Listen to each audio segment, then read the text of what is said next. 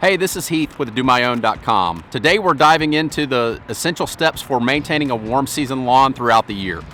First, let's identify where warm season grasses thrive, and you'll find them in southern states like Georgia, Florida, South Carolina, and Texas, to name a few. Some of the most common types of grass include Bermuda, Zoysia, Centipede, and St. Augustine turf. The warm season growing season is during the warmer months of March through September, depending on your location. In lawn care, timing of the product's applications and maintenance throughout the year is key to a beautiful lawn. We recommend a soil test. You should do this before applying any fertilizer or soil amendments to the lawn so that you have ample time to apply those products before the spring green up. If you didn't get a chance to do your soil test in the spring, the fall months are always a great time to have it done.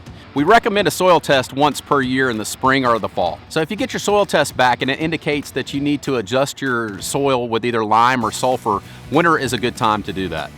Soil amendments like lime, sulfur can begin in October and continue through the winter months. Late winter is also a great time to get started with your spring pre-emergents. You can begin by applying this in the spring pre-emergent herbicides before the soil temperature reaches 55 degrees. For warm season turf, this is normally in mid to late February. In the spring, pre-emergent herbicides split or quarterly applications if you're in the deep south are ideal. If you have weeds in your lawn at the time of doing your pre-emergent application, now is a great time to add a post-emergent herbicide for this application. Spot treatments of post-emergent herbicides can be used as needed. Make sure to follow the label for temperature and watering and mowing restrictions. Once your lawn has reached 70% green, you'll start to mow and water on a regular basis. In general, mowing every week is sufficient for most turf types in the springtime. But make sure not to cut more than a third of the grass at any one given time. Most grass types are healthier when they're mowed between 2 to 3 inches in length. But this will depend upon your specific grass type and your lawn. During the summer, mowing will be determined on the weather and grass growth. Making sure not to remove more than a third of the grass blade, you'll need to mow once a week or maybe once every 2 weeks depending on the growth. You will need to continue to mow your grass until the grass goes dormant. Watering your lawn longer and more infrequently can help your roots grow deeper and more robust. Water early in the morning to prevent scorching and evaporation. This lets the lawn dry out to prevent lawn disease from forming. You'll want to water about a half an inch each time you water the lawn in each section. Normally about 2 to 3 times per week, depending upon the weather, is perfect. As the weather warms, bugs in your lawn will start to become a problem. Your insecticides can be applied in the beginning of March.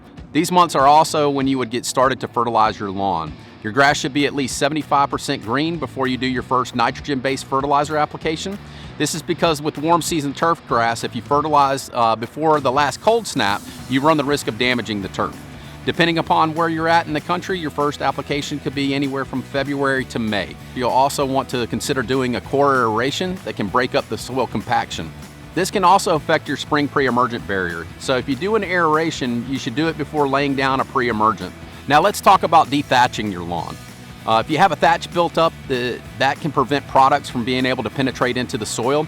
And dethatching can be done anytime in April or May, early in the spring season. Make sure that your lawn is 70% green prior to dethatching or core aerating for the lawn so that your warm season turf can actually benefit from the core aeration or dethatching. Again, be mindful of your pre-emergent timing, as you should apply after the dethatching is complete. If you're doing a split application, we'd recommend you doing your first pre-emergent prior to your next aeration or dethatching, and then apply your second pre-emergent going down. Warm season turf types thrive in warm weather, so if you're planning on establishing new turf, planting between the soil temperatures of 70 degrees or the air temperatures of 80 degrees is ideal. Keep in mind that not to apply a pre-emergent before seeding your lawn. Fungal lawn diseases can thrive if you don't put down a preventative fungicide. A good general rule of thumb is to apply at the starting of late spring.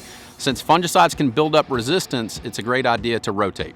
Iron is often applied to actively grown warm season lawns in the spring to help develop rich, deep green coloring. It is a great nutrient to quicken the spring green up without promoting excessive growth. For grub prevention applications can be done ahead of the beetle cycle in June and July. Depending on your location, you can begin to apply your fall pre-emergent herbicides in late summer. When we get into the fall months of September, October, and November, our lawn care season will be wrapping up. You'll be able to apply your fall pre-emergent herbicides beginning in late August or early September, all the way through November.